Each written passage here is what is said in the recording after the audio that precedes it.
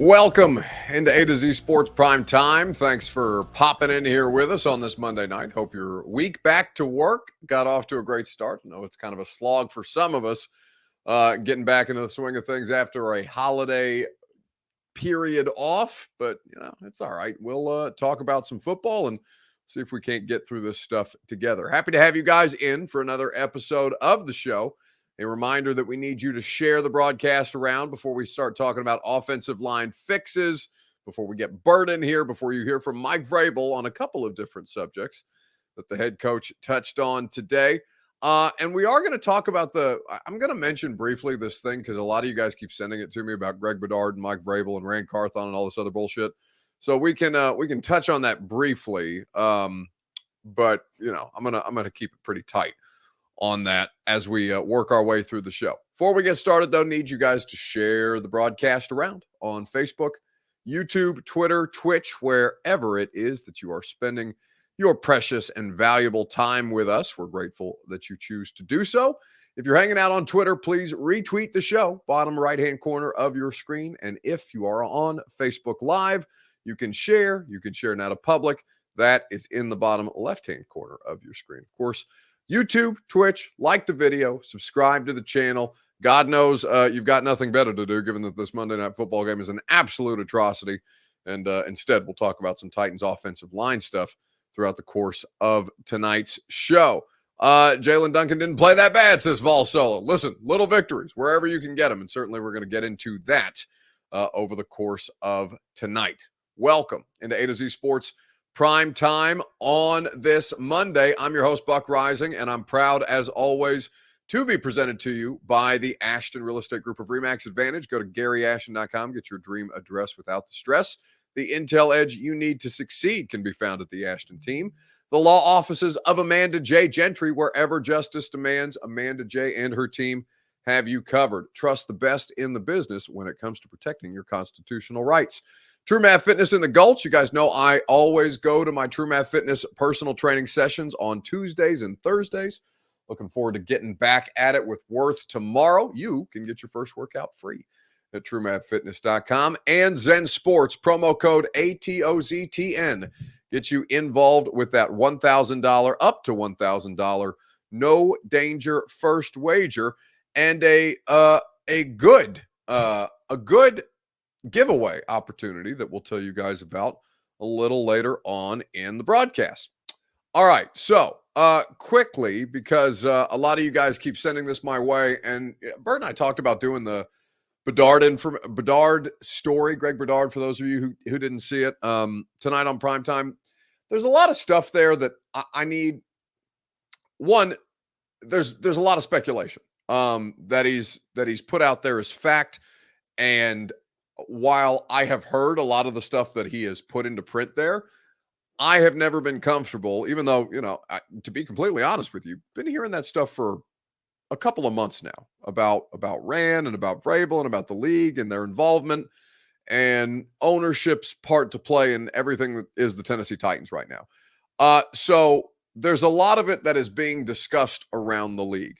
To put it in print is different, though, because while I have heard a lot of the stuff, like the only thing that was new in there to me that I hadn't heard before is Mike Vrabel, trying to force his way out. And just because I haven't heard it doesn't mean that it's not true, but based on the level of additional information, facts to back up the point that was made in those articles, it kind of, and I don't know Greg. I know Mike Giardi, who works for Greg Bedard at the Boston Sports Journal. I texted Giardi a little bit about this a couple of nights, or I guess last night.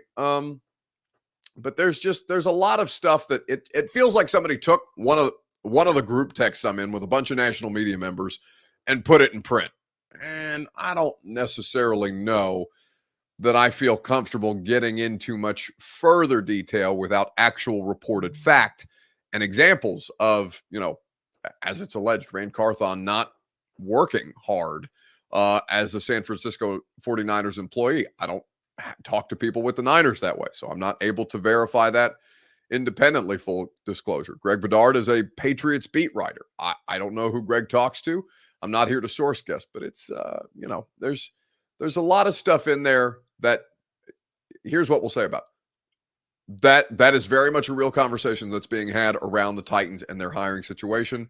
And until such time as there's more reason to discuss it, I think we can leave it there. Amar says fake news. No, I don't. I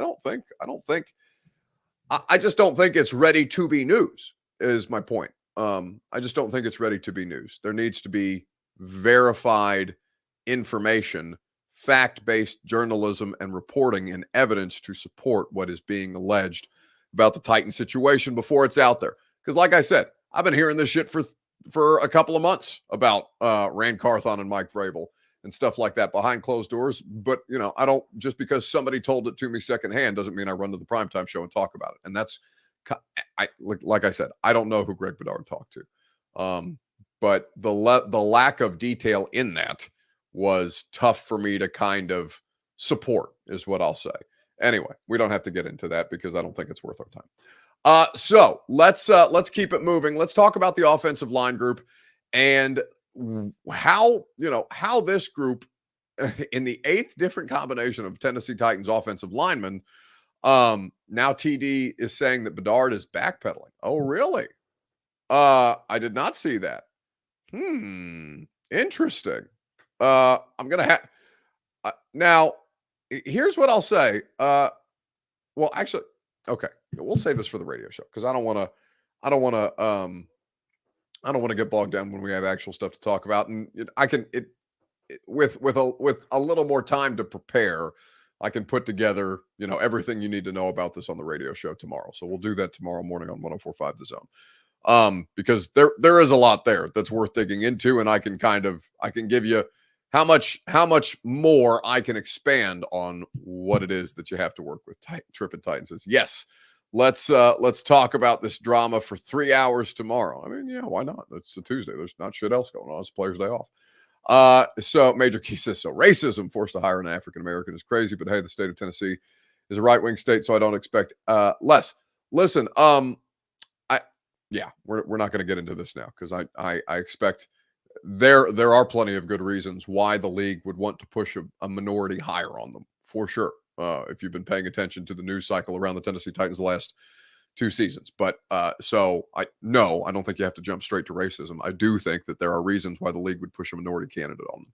But we've got time tomorrow. All right, let's talk about the offensive line. Everybody cool off. So this is the best group of Titans offensive linemen that they've trotted out this far on the year. The only better performance that the Titans offensive line has had in 8 different combinations of players that they have out there is the Indianapolis Colts game a couple of months ago or last month in Indianapolis. I think that when you look at how much better this football team can be, because here's what we have, right? You have a bad football team in the Tennessee Titans that beat a worse football team in the Carolina Panthers. And a lot of people are going to bitch and moan, as many people were today on the radio show, about but it's only Carolina. They should beat Carolina. It doesn't mean anything that they beat Carolina. All right, fine, whatever. If you want to turn your nose up at wins, okay, that seems like an unproductive way to go about this. So the way that I'm looking at it is, all right, what do they have?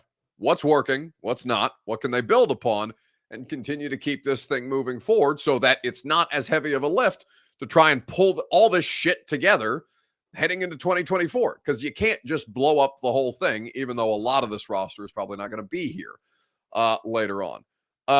Titan Man 9000 says it's your job to bitch and moan, Buck, not ours. No, you guys have been really bitchy lately, to be completely honest with you. And I'm not, when I say you guys, I'm just talking about like the active portion of the Titans fan base on social media has been particularly bitchy and whiny lately. And it's not been my favorite exchange. And you guys know I love you, but I know that you need to be a little, you need to be a little more rational with everything that's going on around here. And I think that, it's okay for Titans fans or any fan base to lose sight of that from time to time. And that's what the internet is for. I also can, I can be disenchanted by it. And frankly, a lot of the behavior of Titans fans that I've seen on the internet throughout the course of the season has waned between annoying and loathsome from time to time. Doesn't mean that I don't love you guys, but it just means that a lot of you, some of you, we won't even say a lot because it's not a majority, but I think that a lot of you can be better, right? So we'll continue to move on. Offensive line fix. Jalen Duncan at left tackle. Raden's basically the only guy they have left to play right tackle. With what we have seen from the injury situation and how that continues to spiral, people are God damn it, Bert. Tripping Titans.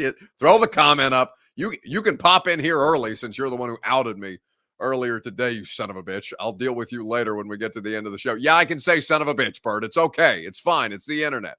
Breathe. It's not FCC radio. Jesus. Nobody can see him. He's back there giving me double middle fingers in his if I really wanted to get him fired, I'd pull him into the chat right now and see just how bad we can wreck Robert Lee Walsh's career.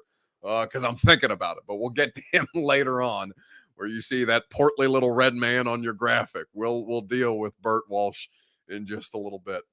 But this is the best combination of Titans offensive linemen that they have had. And so we'll start with your Two Rivers Ford take, Facebook, YouTube, Twitter, and on Twitch in the comment section. How confident, what is your level of confidence in the current Titans offensive line situation? So that's from left to right. Duncan, Skoronski, Brewer, Brunskill, and Radens. There's probably going to be an injury at some point down the line. This is probably not the last combination of Titans offensive linemen that we see. But how confident are you in the Titans offensive line group after what you saw on Sunday? We will talk about it together right after I remind you that your Two Rivers Ford take is presented by the great people at Two Rivers Ford, quality American-made Ford vehicles and award-winning customer service. Two Rivers Ford always goes above and beyond to put you in position to succeed. They are the best. I don't have great bedside manner. You guys know this very well by now. You know who does? Two Rivers Ford. They always put the customer in the driver's seat to make sure that you can go above and beyond to enjoy the car buying experience. Whether it's DeAndre Hopkins, who's a customer of Two Rivers Ford, Coach Dave McGinnis of Titans Radio, myself, Ramon Foster, Don Davenport, so many other of hundreds of thousands of Middle Tennesseans across 40 years doing business. Two Rivers Ford in Mount Juliet or online at tworiversford.com. So as you look at the offensive line group, I'm going to give you some Pro Football Focus numbers from the Titans offensive line group just to kind of help you make your determination, right? These teams or this team in particular, this team is going to be far from perfect throughout the course of the season. And I think as you look at all the different ways that the Tennessee Titans have tried to patch this thing together at 4-7, that there was some stuff to be a little more reassured about from Carolina, from the Carolina tape. So I'll give you the Pro Football Focus numbers on the offensive line group here in just a second. But I want to know your level of confidence right now. PFF is overrated, says David Lawrence. Well, tough shit. That's what we have to work with. I mean, unless you've got a True Media password handy for me, David. What I have is PFF, Pro Football Reference, and I used to use Football Outsiders a ton until Aaron Schatz left. But since then, yes, PFF may be overrated, but that's the best metric that we have. You don't have access to Mike Vrabel and his coaching staff's grade, so in the meantime, you got to eat it and use some PFF numbers. And it's not completely overrated. It's more accurate. Are you charting the pressures that the Titans offensive line is giving up? Are you charting the pressures that Will Levis or that the Titans defense is putting together? Probably not. So then we should be grateful that PFF or somebody is doing it for us. So these numbers are easily accessible for the rest of us. So Titans is getting by. No, I just generally, I'm probably going to get worse as the season wears on and as people start to become more disgruntled throughout the course of this. So we have that to look forward to. If the Titans don't keep winning football games, you should be rooting for the Titans to win football games just so my mood stays good. But anyway, we'll keep it moving. Bryce says I'm fed up. Yeah, there was a comment that really set my shit off today on the radio show. Just some loser in there whining about the Titans going out there and winning a football game just because they beat a bad team. Like, that's the whole thing. You're supposed to beat bad teams. I don't have to regurgitate that whole spiel today. But yeah, I'm sick of the bitching. I'm sick of the bitching. I've got to do it. You've got to do it. You don't have to do it. But if you don't have to do it, then I don't understand why you continue to do it. Anyway, we'll keep it moving.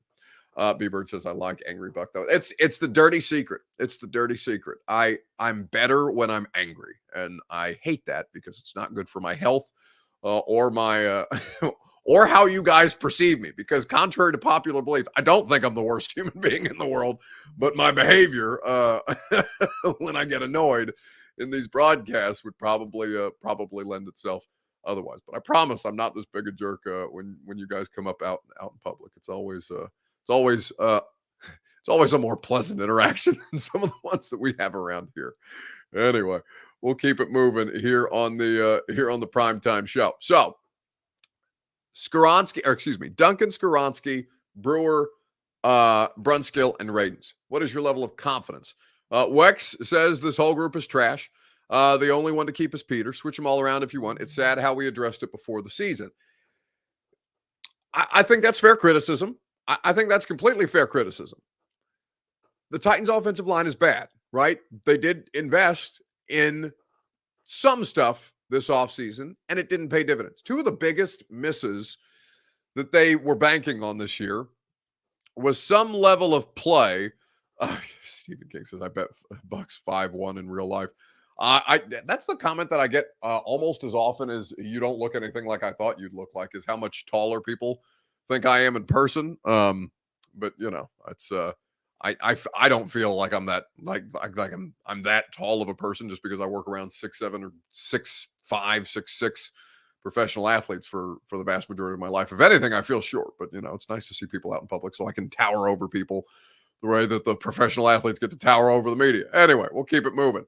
I think that the offensive line group is something that they looked at this offseason and understood that they were kind of in for it going in.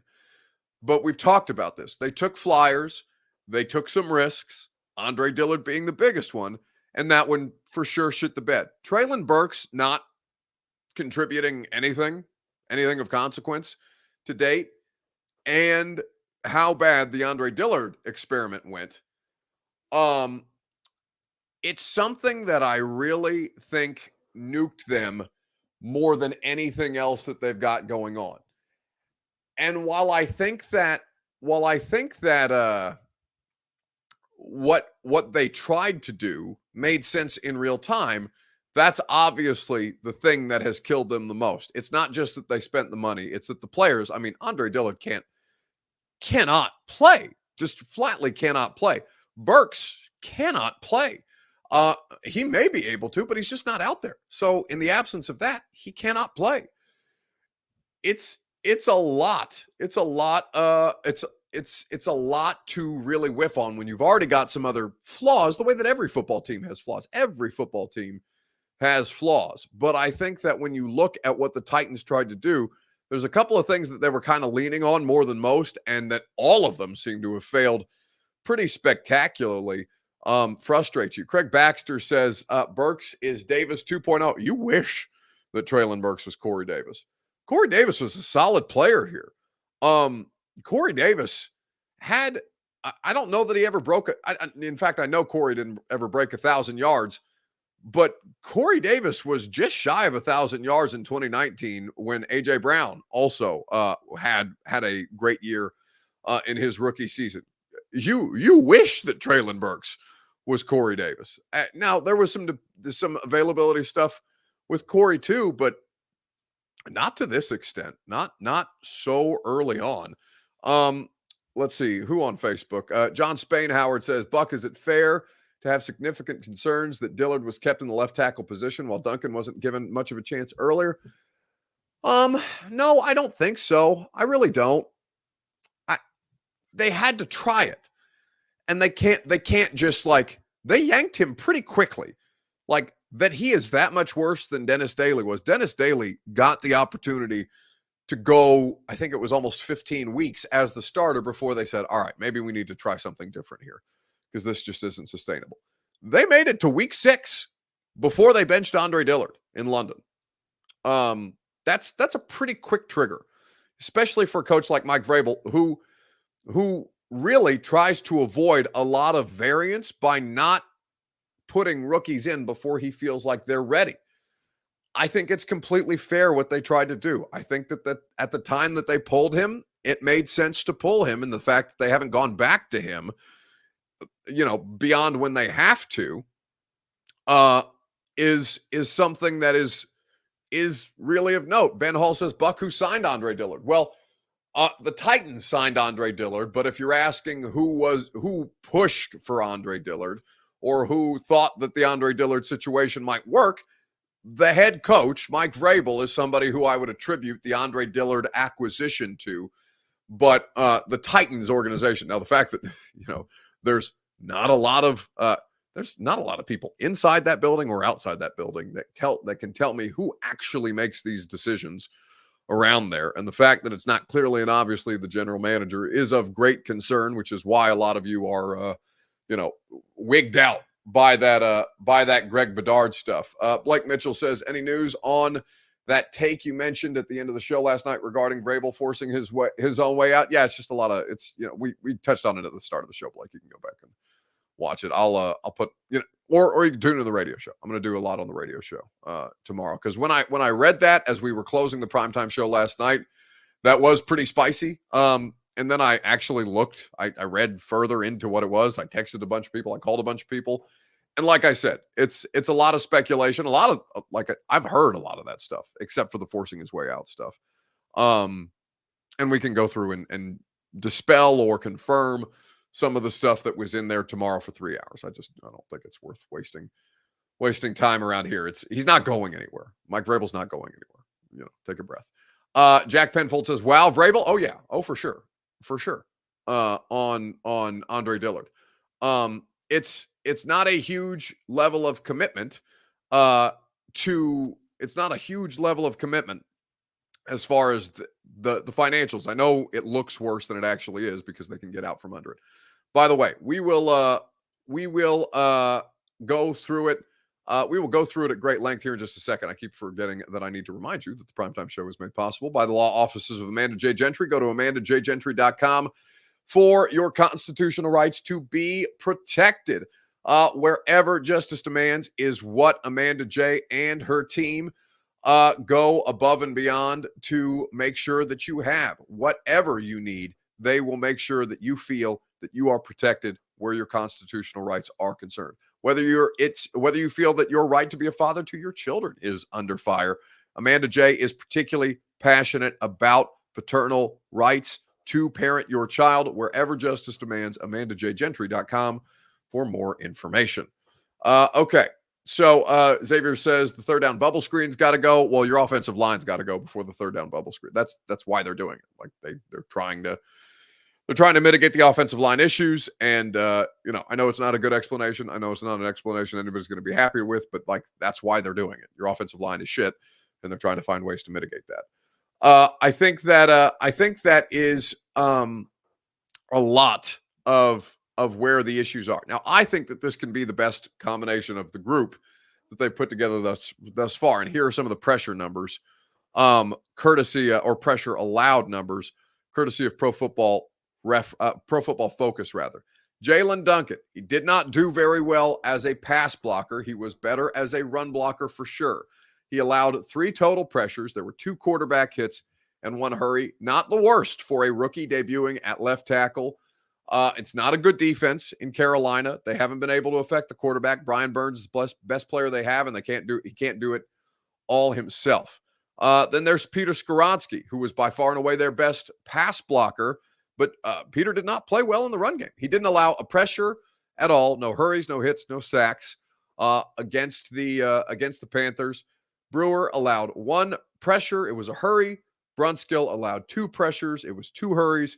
Radens allowed 2 pressures, 1 hurries, and the 1 sack that Levis took was attributed to Dylan Radens at right tackle. Excuse me for coughing directly in the microphone. That was gross, but it's just got to get through it. So Mike Vrabel was asked about the offensive line situation earlier today, and this is what he had to say. It was okay. I mean, I think that there were some good snaps. I think early, got powered and needs to replace his hands, and he settled down, and I thought it did a nice job and had some good snaps. I think that he was conscious, as we look at, Derek maybe cutting back and the guy breaking the framework of his body and Jalen letting him go and not just, tugging him right there at the point of attack is something that we try to talk to those guys about where, the offensive lineman may not know, they don't know where the running back is and, they're just trying to block him and stay square and get some movement. And then as the back decides to, to make his cut, wherever they're going, that sometimes these guys shed and you find a guy that, there's some restriction at the point of attack. And I saw that Jalen, let the guy go and Derek was able to get the corner and gain, 12 or 15 yards. Would have liked to have a better block on the throw to Chig, but Will made a great throw with pressure, and Chig helped Will out. So that's kind of how it goes sometimes. But I thought it was okay for his first extended action. So that was Mike Vrabel talking about Jalen Duncan in his rookie debut. His rookie debut at left tackle, it should be noted. Primetime made possible by Zen Sports. Download the Zen Sports app, plug in the promo code ATOZTN, and you will get in on the action. You will also make sure that you get a great offer that they have for you, courtesy of Zen Sports. They are giving away 2 tickets each to 2 winners. When you sign up for a Zen Sports account using the code ATOZTN, you can be one of 2 winners to win 2 tickets to the Colts Titans VIP tailgate party. So it's not tickets to the game, but it's tickets to the tailgate. So there's free food, catered, unlimited drinks, pregame fun. Also going to be also, of course, the No Danger First Wager available to you when you plug in that promo code. So sign up for a Zen Sports account today. Use that promo code and be entered to win a potentially 2 tickets to the Colts versus Titans VIP tailgate party, courtesy of Zen Sports. Terms and conditions do apply. Gambling problem? Call the Tennessee Red Line 1-800-889-9789. Must be 21 or up in Tennessee to bet. All right. So I think that there's a lot to like about the offensive line for this. That's a funny phrase for me to start off saying. There's not a lot to like about the offensive line. Let me stop myself before I get too far ahead. What I like about what they're trying with the offensive line is the better way to say it, is that Jalen Duncan may not be a starter for the offensive line in 2024. But if he can be a viable depth piece, if he can find ways, I think so far he's acquitted himself better than Nicholas Petit-Frere has as a former third round pick out of Ohio State.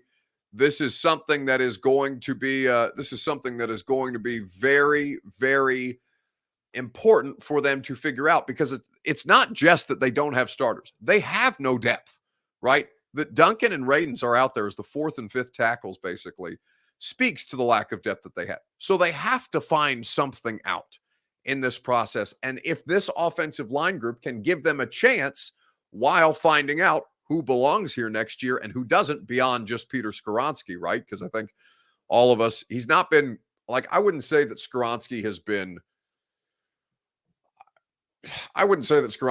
overwhelmingly good. I would say that he looks like a rookie offensive lineman out there on a bad offensive line. And that's a really tough thing for him to have to overcome. So, he continues to progress, but Duncan, whether it's as a starter, whether it's left tackle, whether it's as an interior player, they have to figure out how many of these dudes can be on the roster next year or are worth keeping on the roster next year. Our line couldn't block Buck and Burt, says Ben Hall. It's entirely possible. We'll see. I would like to block Burt on a regular basis. We'll see what he's brought to the table here in just a second. Quick reminder that the Primetime Show is made possible by True Math Fitness in the Gulch. Go to TrueMathFitness.com for your first workout free as a Middle Tennessee resident. True Math Fitness always goes above and beyond to help you meet your fitness needs. So with that, I want to we'll save this question about who's your favorite Titan on the roster right now, because there's some interesting comments from Mike Vrabel about a particular player today that I think are worth playing. But we'll give ourselves more room to work tomorrow on that. In the meantime, we'll welcome in Robert Lee Walsh, who tried to out me earlier on the radio show. I then associated him with the black-faced Kansas City Chiefs fan because I told him that I would if he decided to go down that road. And now what have you, since I've already kind of, shot you out of the gate in this kind of your eyes right now, looking dead ahead at that camera, or just laugh out loud funny. You need a nap desperately. Since I've killed whatever you're going to try to nuke me with out of the gate, what do you have to say for yourself? Hello, bud. You son of a bitch. That's right. See, it feels good to be able to say it. It does. It feels good to be able to say it. That's right. That's right. Don't get me excited, man. I might do a little too much of that. But something else that got me. Yes, we can. We can do that. I got a family. I got 2 cats. I got people to feed. I got a big old belly. Please don't cancel me. I got too much shit to do. Stop supporting the Chiefs fan in the blackface. I'm supporting the kid. We're mad at the kid. It's not the kid's fault. His parents painted his face. That was too good of a paint job for a child to do that. That kid probably that little racist is what you meant to say. That little racist probably can't even color inside the lines, and y'all are mad at him. God. It ain't the kid's fault. What do you have this week? Something that we should never cancel are halftime shows, entertainment. We had Dolly Parton. We had Jack Harlow. We had a cast of characters in the Atlanta games. Ludacris coming from the ceiling, singing "Move" with Jameis rapping on the sideline to Derek Carr. All of that is good and well. But what I like in my halftime show is a lot of child violence. Let's give it up for Dawson. Here we go.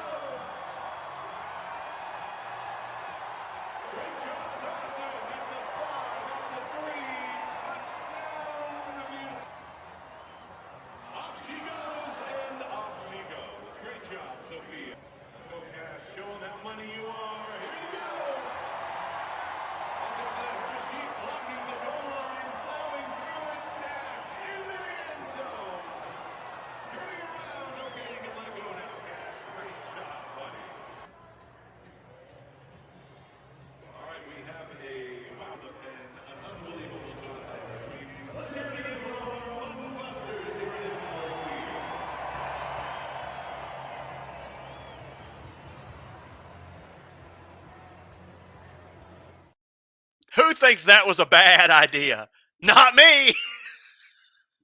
A cheater shitting all over the field. That kid's holding on for dear life. He's screaming and crying. They're like, way to go. They hold him up in the air like he's Simba on the day of his birth. Rafiki's ready. He literally held him up Lion King style. What are we talking about?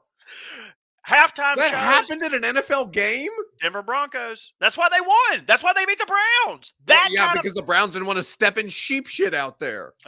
Nobody wants to get their nose put in that. All I'm saying, halftime shows need more child violence. I need kids fencing. I need kids playing paintball. I need them getting their ass kicked by mascots. I need them reenacting wars. I need kids out there at halftime putting their life on the line. That's what we need. No more Red Panda. I need a... I'm telling you. It's so true. I'm telling you. Somebody there was a couple of Titans fans that I think they came in from Arkansas is what they said. They came to hang out to come see the pregame show with Blaine and Mickey and myself there dressed like a fucking Stephen Cohen. Excuse my language, dressed like a Stephen Cohen character. Whoops, it's an internet show. That's okay. I'm shocked that hasn't happened to me or more on the radio, to be completely honest with you. It just me, just the one time. Yeah, just the one time. Losing any favor I've ever garnered. That one time, that one time lived. This is how you know it's getting late and that I'm exhausted because I'm losing all filter. God help us. This is the most unvarnished version that you're possibly going to get. This is what it actually sounds like when I talk to Bert. But when I look at I was talking to a couple of these guys and they took a picture with me and they posted it on Instagram afterwards. I posted on my story, right? Because I always like to see people and take pictures with them. And they were all decked out and busting with the boys' gear. And the guy whose post I put on my story said, "You should have given Lawan and Compton shit for not coming to the Titans game." And I said, "Buddy, like, do you understand that I would be nowhere near that stadium if my paycheck, if my mortgage, if my Bert's saying don't cancel him because he's got cats to feed. There's another one in my damn house that I have to feed. That I would be nowhere near that stadium if it's not for my paycheck. Like I wouldn't wish that shit my worst enemy. 17-10 over the Carolina Panthers. You guys think I'm there willingly? You've never seen my veins in the veins in my neck pop out that profusely. I had to break it to him. I'm like, bud, you being here for enjoyment, you're the anomaly. You're the one in the wrong here. You're out of your damn mind. But good luck and God bless. They're vested. We are vested, says Corey D. Jackson. I'm saying, while I do get annoyed with you guys sometimes with the amount of bitching after a win, because you've done precious little winning lately, so I just don't understand how people are that quick to say, oh, well, it doesn't win. The win didn't count. It's the Carolina Panthers. What do you mean you've won 4 games? I think that I love that there is while I am annoyed by some of that, I do have a tremendous amount of respect for people who stick by their sports teams that way, because it couldn't be me. I mean, I do watch Indiana basketball when they get their asses kicked by UConn, and it makes me miserable. So maybe I am what I hate in this particular situation because I just won't quit them. But I couldn't believe that somebody said that to me with a serious face, like you should give them hell for not showing up to the game. Brother, they sit in a box more comfortable than mine, and I wouldn't show up to that game. We could go to Travis Scott, December 4th, only $92. I'll put the tickets in your inbox if you'll check them out. Thanks, buddy. Had a great show. Get out. Ben Hall says, have you tried drinking at Titans games, Buck? If the day that they serve booze in the press box is the day that I probably get fired for saying something that, saying something that being too honest with you guys about how I feel sometimes watching your football team. But it's okay. We joke, we kid because we love, and it really is like there is not a better job. Even when they suck, there's not a better job in the world. There really isn't. And I make a big scene from time to time about some of this stuff, but I really do enjoy covering an NFL team, even when they're bad like this. Like it's a lot of fun for us to be able to screw around this stuff. Corey sounds like he's going to sneak me a flask in the press box. Perhaps we will see. Anyway, talk to me at the Colts game, because I think the weather for the Colts game is going to be ghastly, and if that's the case, then perhaps we will resort to substances. Only kidding. Anyway, that's going to do it for us tonight on Primetime. I had a lot of fun tonight on the Primetime show. I know it was a bit unhinged, but sometimes those are the best shows. If you want more on the Greg Bedard stuff, we'll go through it on the radio show tomorrow from 10 to 1 on 104.5 The Zone. There's some stuff that's bullshit. There's some stuff that's got legs. And there's some stuff that I haven't heard before. So we'll work our way through that together tomorrow. And we will talk to you guys then. See y'all.